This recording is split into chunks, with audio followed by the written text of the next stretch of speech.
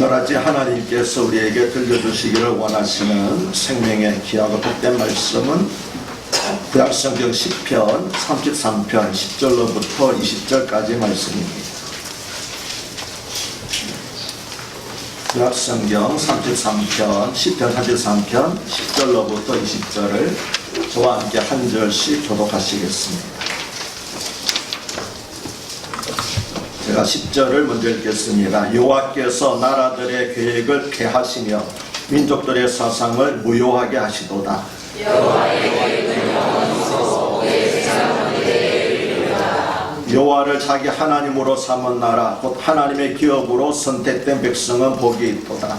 여호와께서 하늘에서 복사 모든 인생을 살피시며 곧 그가 거하시는 곳에서 세상의 모든 거민들을 굽어 살피시는도다. 그는 그들 모의 마음을 지으시며 그들의 하는 일을 굽어 살피시느니로다. 많은 군대로 구원 얻은 왕이 없으며 용사가 힘이 세어도 스스로 구원하지 못하는도다. 구원하는데 군하는 헛되며 군대가 많다 하여도 능히 구하지 못하는도다. 여호와는 그를 경외하는 자 곧 그의 인자하심을 바라는 자를 살피사 그들의 영혼을 사망에서 거두시며 그들이 굶을 때 그들을 살리시는도다. 20절 함께 읽습니다. 우리 영혼이 여호와를 바라며 그는 우리의 도구가 강대시로다. 아멘. 오늘은 6.25 69주년 기념주일입니다. 우리가 결코 잊어서는 안 될 전쟁이 바로 6.25 전쟁입니다. 6.25 전쟁은 한국 민족사에서 가장 참혹한 전쟁이었습니다. 만 3년 1개월 동안 계속된 전쟁의 결과로 한반도 전역이 초토화되고 폐허가 되었습니다. 인명 폐허만 하더라도 남북한 앞에 모두 500만 명 이상이 죽거나 다쳤습니다.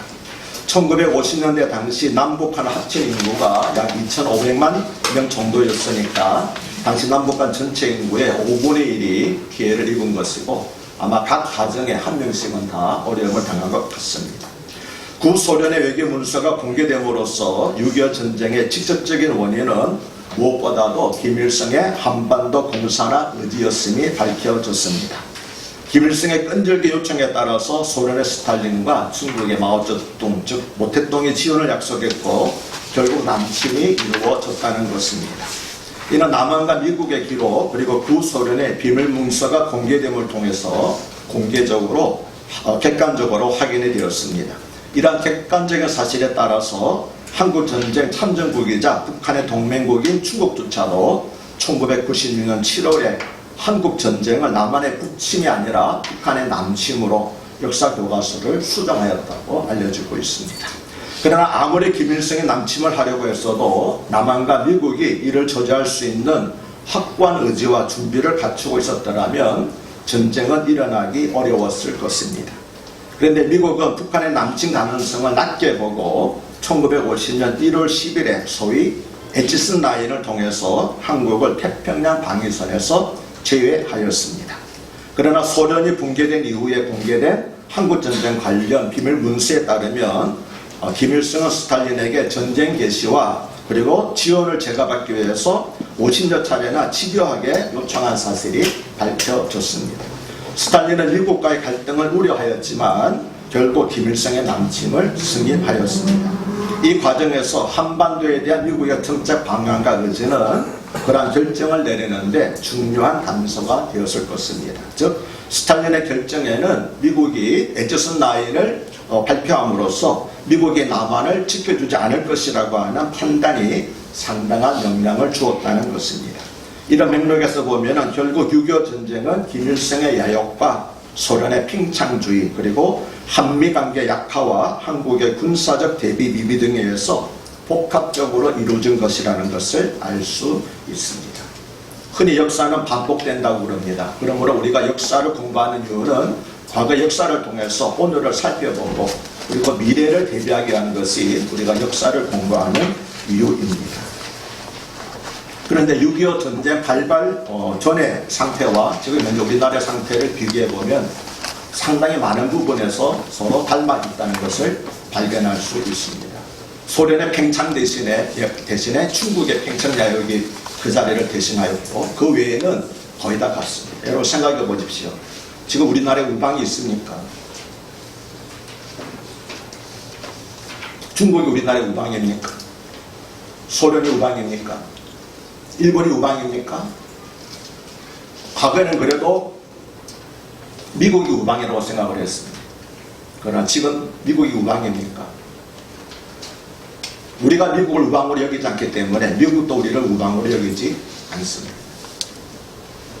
사뭇 초라합니다. 어떻게 생각하면 6.25 때보다도 더 어려운 지경에 우리가 놓여 있음을 알 수 있습니다. 6.25 전쟁 때 만일 미국을 비롯한 UN 16개국이 참전하지 않았더라면 지도상에서 대한민국은 사라져버리고 말았을 것입니다. 1950년 6월 25일 오후 2시 미국 트루먼 대통령은 북한의 남침 소식을 듣자 즉시 이 문제를 UN 안전보장이사회, 줄여서 안보리라고 하지요. 안전보장이사회에 해부를 했습니다. 그래서 뉴욕 UN 본부에서 안보리 회의가 소집되었는데 당시 UN 안보리의 상임이사국은 잘 아시는 것처럼 미국과 영국, 프랑스, 중국, 소련 이상 5개 나라였습니다. 여기서 중국은 지금 공산 국가가 아니고 대만이 그 당시에는 중국을 대표하고 있었습니다.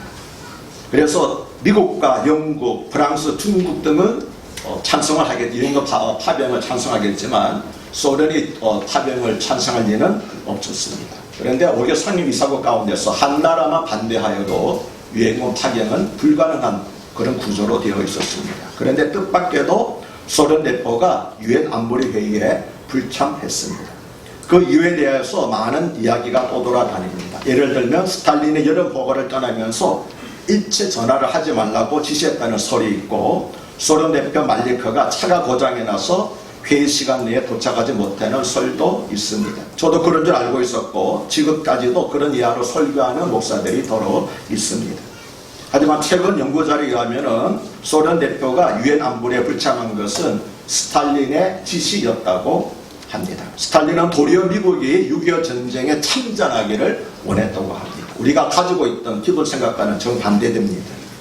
스탈린이 한국전쟁에 미국을 끌어들이려고 했으며 전쟁 발발 직후 소집된 유엔 안보리에 소련이 불참한 것도 미국의 참전을 유도하기 위한 것이었다는 것입니다.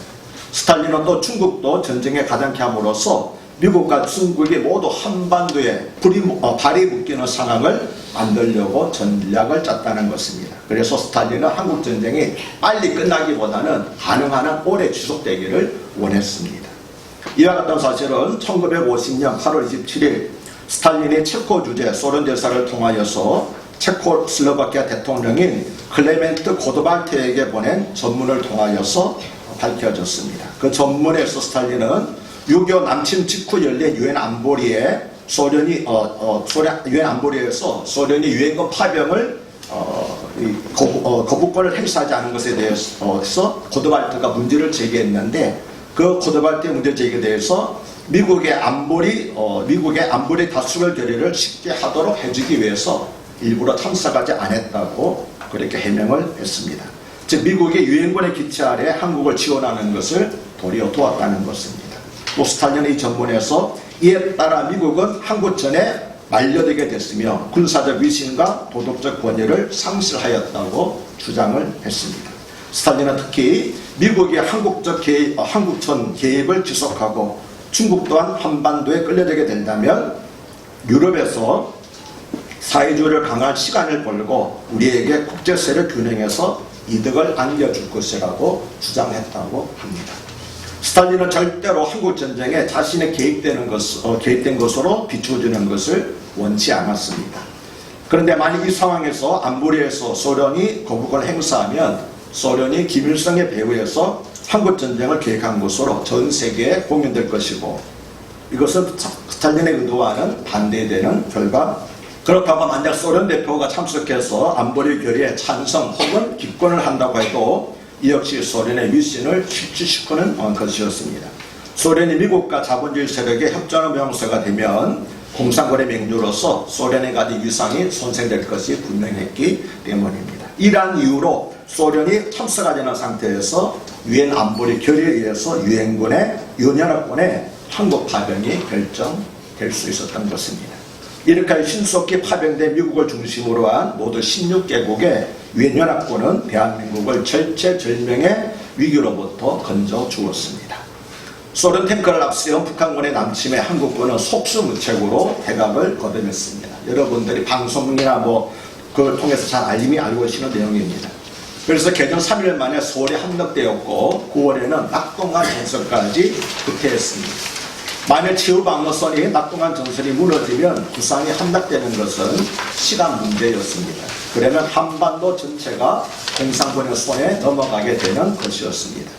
그래서 당시 부산지사관에 와 있던 이승만 대통령은 급히 피난온 모든 목사들을 부산 토령교회에 불러 모으고 부탁을 했습니다. 북한군이 낙동강까지 내려왔습니다. 우리는 이제 더 이상 방어할 힘이 없고 며칠 이내에 하나님께서 도와주시지 않으면 우리는 부산바다로 내몰릴 수밖에 없습니다. 메가드가 B-29를 보내어 융단 폭격을 해서 침공하는 북한 공산군의 주력을 깨뜨리기로 약속했지만 지금은 8월입니다. 우기여서 비가 내리면 비행기가 뜨지 못합니다. 며칠 안으로 한국은 무너집니다. 아무리 메가드가 비행기를 보내어 우리를 지켜주려고 해도 비가 오면 비행기가 뜰 수 없습니다. 그러므로 비가 오지 않도록 목사님들이 기도하여 주십시오. 이승만 대통령의 호소를 들은 목사들은 부산 철양교회에서 열흘간 철야 금식을 하면서 하나님께 부르짖었습니다. 그들의 기도가 응답되어 그해 8월에는 무더위 속에 하루도 구름 낀 날이 없었다고 합니다. 그래서 매일 B-29 폭격기 편대가 출격하여 북한의 주력 부대인 탱크 부대를 괴멸시켰습니다. 이어서 메가다 장군이 북한군의 허를 찌르면서 인천 상륙 작전을 감행했고 인천에서 한반도의 허리를 막았습니다. 그 결과 보급로가 끊기고 도관에 던지가 된 북한군들은 패할 수밖에 없었고 전세가 역전되어 유엔군과 한국군은 반격하여 압록강까지 올라갔습니다. 그 다음에는 잘 아시죠? 중공군이 개입함으로 말미암아 다시 후퇴하여 오늘 지금 현재 휴전선까지 밀려내려오게 되고 거기서 휴전이 이루어졌습니다. 그래서 1957년 7월 27일 약 3년 1개월 만에 전쟁이 중단되었고 휴전 상태가 오늘까지 계속되고 있는 것입니다. 그런데 6.25 전쟁에는 이해할 수 없는 한 가지 수수께끼 같은 사건이 있습니다. 그것은 서울을 점령한 북한군이 사흘간 서울에 머물면서 남진하지 않은 것입니다. 수도권 방어전에서 한국군이 사실상 괴멸되면서 북한군의 진격을 막을 것은 아무것도 없었음에도 불구하고 그들은 서울에 머문 채 사흘 동안 진격을 하지 않았습니다. 북한군이 남진을 재개한 것은 7월 1일이었습니다. 그러나 그때는 이미 미국이 한국을 돕기로 최종 결정하고 첫 병력을 부산에 상륙시킨 직후였습니다. 왜 이렇게 중요한 시기에 김일성은 사흘을 머뭇거렸을까요? 알 수 없습니다. 다만 만일 김일성이 북한군이 쉬지 않고 남쪽으로 진격하도록 명령했더라면 3, 4일 내에 부산까지 북한군의 손에 들어가고 발 디딜 곳을 잃은 미군이 개입을 망설이는 사이에 적어도 7월 중순까지는 한반도 전역이 북한의 지배하에 들어갔으려는 것에는 거의 모든 전문가들의 의견이 일치하고 있습니다. 만약 그렇게 되었더라면 오늘의 대한민국은 존재하지도 않을 것입니다. 그래서 오늘 설교 본문으로 택한 시편 33편 10절과 11절은 여호와께서 나라들의 계획을 폐하시며 민족들의 사상을 무효하게 하시도다. 여호와의 계획은 영원히 서고 그의 생각은 대대에 이르르더라고 말씀을 합니다. 아멘이십니까? 김일성과 스탈린은 한반도를 공산화시키려고 하였습니다. 그러나 처음부터 이 전쟁은 공산군이 승리할 수 없는 전쟁이었습니다. 왜냐하면 그들은 하나님을 대적하면서 전쟁을 일으켰기 때문입니다. 북한군은 야비하게도 주의를 택하여 침공을 시작했습니다. 이것은 1967년에 이스라엘과 아랍연합군들 사이에 있었던 6.1 전쟁을 떠올리게 합니다. 아랍연합군들도 야비하게 이스라엘의 안식일에 기습을 감행했습니다. 그러나 그 전쟁은 모두의 예상을 뒤엎고 6일 만에 이스라엘의 개성으로 끝났습니다. 그래서 6.1 전쟁이라고 합니다. 우연의 일치인지 모르지만 그때 이스라엘 군대를 지휘한 총사령관이 누구였습니까? 모세 다얀이었습니다. 모세라고 한 이런 이름을 가진 사람이 그 당시에 이스라엘 군대를 총지휘한 사령관이었습니다. 하나님께서 이스라엘과 함께 하셔서 몇 배의 군사력을 가진 아랍연합군을 이기게 하신 것처럼 하나님께서 함께 하셔서 대한민국을 공산군의 침략으로부터 지켜주셨습니다. 스탈린의 지시로 소련이 유엔 안보리에 불참함으로써 유엔군이 파견될 수 있었던 것부터 시작해서 김일성이 이유 없이 서울에서 사흘 동안 머뭇거리면서 징적을 늦춘 것, 장마철인데도 불구하고 비가 내리지 않아서 낙동강 교두부에서 매일같이 B-29의 폭격으로 공산군의 탱크를 전멸시킨 것과 기습적인 인천 상륙 작전의 성공 등이 모두 하나님께서 역사하신 것이었습니다. 이처럼 인류의 역사는 사람이 아니라 하나님에 의해서 움직여지며 또 하나님의 손길은 기도하는 백성들에 의해서 움직여지는 줄로 믿습니다. 그래서 오늘 설교 본문인 시편 33편 16절로부터 19절은 많은 군대로 구원 얻은 왕이 없으며 용사가 힘이 세워도 스스로 구원하지 못하는도다. 구원하는 데에는 군만을 헛되며 군대가 많다 하여도 능히 구하지 못하는도다.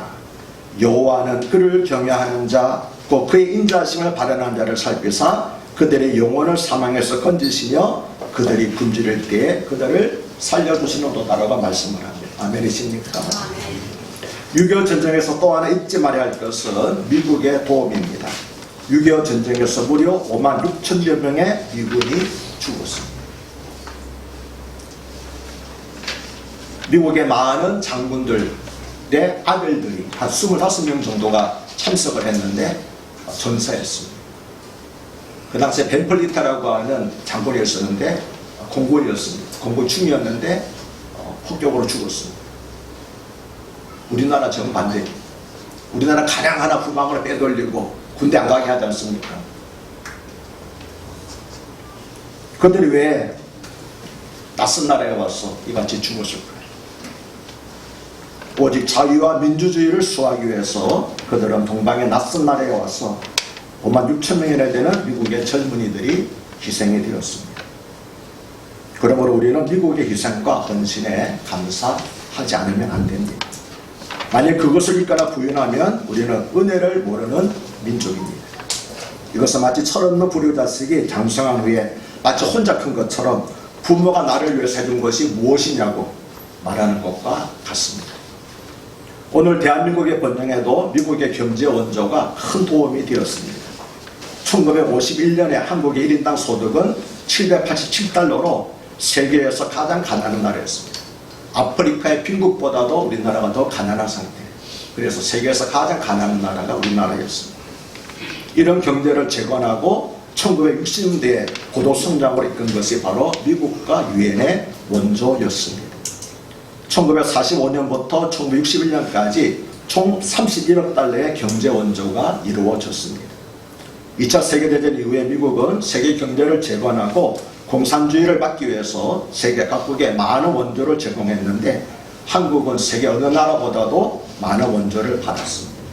그래서 미국 연학자는 한국 한 나라가 아프리카 대륙 전체보다도 더 많은 원조를 받았다고 그렇게 발표한 바가 있습니다. 한국은 물론 미국의 원조를 받은 나라들이 지금 다 모두 다 잘 사는 것은 아닙니다. 한국은 미국의 원조를 받은 나라 가운데 가장 잘된 모범 케이스입니다.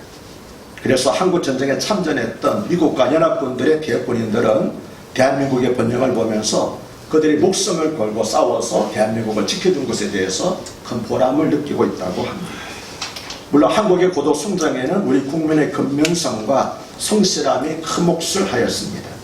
그러나 미국과 유엔의 도움이 한국의 경제 성장에 결정적인 도움이 됐다는 사실을 부인할 수 없습니다. 그리고 우리 젊은 세대들은 우리 부모님 세대의 수고와 희생을 잊지 말아야 합니다. 우리 부모님 세대는 위안을 한 푼이라도 더 벌기 위해서 소득의 강부와 간호사로, 중동의 건설 노동자로, 월남의 파병 군인으로 나갔습니다. 저희 부친도 60대에 운전을 배워서 중동의 건설 노동자로 나가셨습니다. 그리고 우리 교회 이동동 집사님은 월남전에서 폭탄에 터져서 사경을 헤매다가 살아나셨고, 김도련 집사님은 베트콩에 잡혔다가 후사일생으로 탈출하셨습니다. 오늘 대한민국의 안정과 번영은 결코 저절로 이루어지는 것이 아니라 이와 같이 우리 부모님 세대의 수고와 희생이 밑거름이 된 것이었습니다. 오늘 설교 본문의 마지막 구절인 시편 33편 20절은 우리 영혼이 여호와를 바라며 그는 우리의 도움과 방패시로다라고 말씀을 합니다. 우리 조국의 6.25와 같은 전쟁에 다시 일어나면 안 됩니다.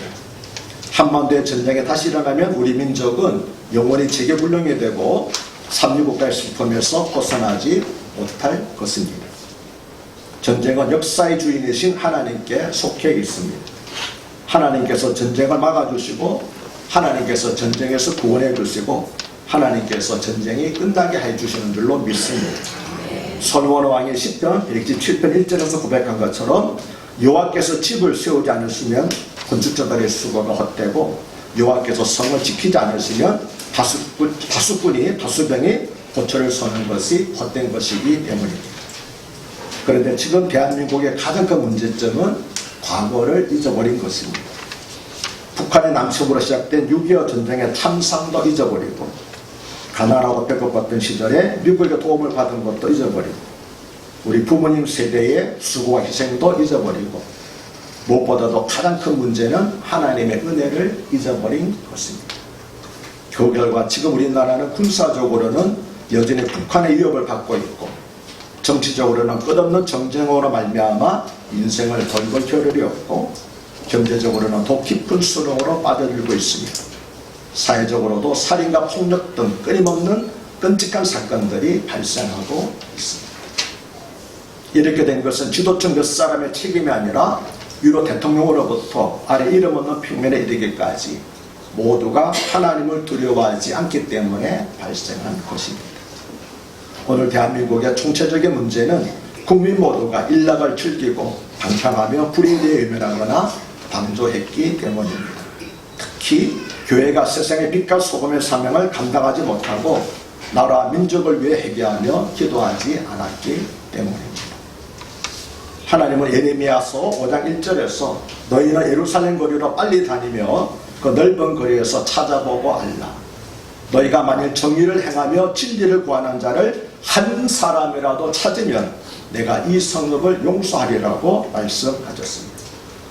에스겔서 22장 29절부터 31절에서도 이 땅 백성은 포악하고 강탈을 일삼고 가난하고 궁핍한 자를 압제하고 나그네를 부당하게 학대하였으므로 이 땅을 위하여 성을 쌓으며 성 무너진 데를 막아서서 나로 하여금 멸하지 못하게 할 사람을 내가 그 가운데서 찾다가 찾지 못하였으므로 내가 내 분노를 그들 위에 쏟으며 내 진노의 불로 멸하여 그들 행위대로 그들 머리에 보응하였느니라고 말씀을 하셨습니다. 그렇습니다. 하나님께서 소돔성을 멸하신 것은 그 성의 죄악 때문만이 아니라 의인 한 사람을 찾지 못하셨기 때문입니다. 예루살렘 성이 무너지고 이스라엘이 멸망한 것도 의인 한 사람이 없었기 때문입니다. 여기서 말하는 의인이라고 하는 것은 아무런 죄도 없이 바르게 사는 사람만을 가리키는 건 아닙니다. 성경에서 말하는 의인은 하나님을 경외하는 사람, 날마다 하나님께 부르짖어 간구하는 사람을 성경은 의인이라고 말합니다. 그러므로 이 땅이 하나님의 심판으로 무너지는 것을 막기 위하여 하나님이 찾으시는 그 한 사람이 되기 위하여 나부터 회개하고 무릎을 꿇읍시다. 이 땅과 우리 민족의 죄를 나의 죄로 고백하고 통회하며 기도합시다. 하나님께서 포악하고 배역한 이 땅, 폭력과 살인과 거짓이 난무하는 이 나라를 고쳐주시도록 함께 기도하십시다. 그래서 이 나라가 하나님의 공의로 다시 세워지도록 하나님이 기뻐하시는 나라와 민족이 되도록 함께 기도하십시다. 주님, 우리를 불쌍하게 주시옵소서. 지어 우리에게 새롭고 정직한 마음을 창조하여 주시옵소서. 하나님, 이미 도끼가 나무 뿌리에 닿았습니다. 우리 죄악이 하늘까지 닿았습니다. 그럼에도 불구하고 멸망하기 직전에 이스라엘 백성들처럼 성전이 있으니 우리는 안전하다라고 우리는 그렇게 생각하고 살고 있습니다. 주여, 그러나 돌아보면 우리나라에 우방이 있습니까? 우리가 무엇을 근거로 그렇게 자신하고 있는지 참으로 안타깝습니다. 하나님 아버지여, 폭력과 살인과 거짓이 난무하는 이 나라를 회복시켜 주시옵소서. 이 땅의 항마음을 보시옵소서. 눈물로 기도하는 백성들이, 믿음의 사람들이 한 사람 두 사람 일어나게 하여 주시옵소서. 그래서 하나님께서 진노의 손을 드셨다가도 눈물로 기도하는 그 한 사람을 보시고 진노를 거두는 일이 일어나게 하여 주시옵소서. 주여, 바라고 남는 것은 하나님을 찾으시는 그 사람, 성문은 이대로 막아서서 나로 하여금 멸하지 못하게 한 그 한 사람이 우리 가운데 있게 해주시고 우리 자신들이 되게 해주시며 우리 교회가 되게 하여 주시옵소서. 소돔성의 심판으로 무너진 것, 예루살렘성이 무너진 것은 그들 제약 때문만이 아니라 하나님 앞에 부르짖어 간구하는 한 사람이 없었기 때문이라고 성경은 우리에게 증언합니다. 주여, 하나님의 찾으시는 그 한 사람 제가 될 수 있도록 저부터 우리부터 마음을 감동하여 주시옵소서. 회개의 새바람이 우리 민족을 휩쓸고 지나가게 하여 주시옵소서. 그래서 다시는 6.25와 같은 재난이 이 땅에 일어나지 않게 하여 주시옵소서. 경제적인 기쁜 득과도 같은 경제적 위기로부터도 저희들을 구원하여 주시옵소서. 그래서 청년들이 자랑하며 안심하며 살아가는 이 나라와 민족이 되게 하여 주시옵소서. 그렇게 해주실 우리 주님 예수의 이름을 받들어 감사하며 간곡히 기도드리옵나이다.